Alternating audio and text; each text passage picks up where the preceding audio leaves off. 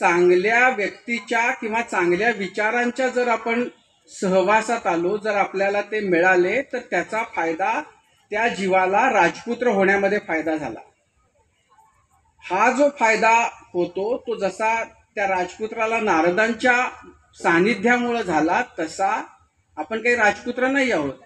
त्यामुळं आपल्यासारख्या सर्वसामान्यांना असा फायदा, जर आपण पुस्तकं वाचू तर त्याच्या सहवासातून जो फायदा होतो हा असाच, तुम्ही कुणीही असलात तरी तुम्हाला राजेपदापर्यंत घेऊन जाण्याचा मार्ग पुस्तकांमधून मिळतो. आणि त्यामुळं पुस्तकं वाचणं आणि जे मिळेल ते वाचत राहणं, खास करून तरुण मुलांच्या बाबतीत हे खूप खूप आवश्यक गोष्ट आहे.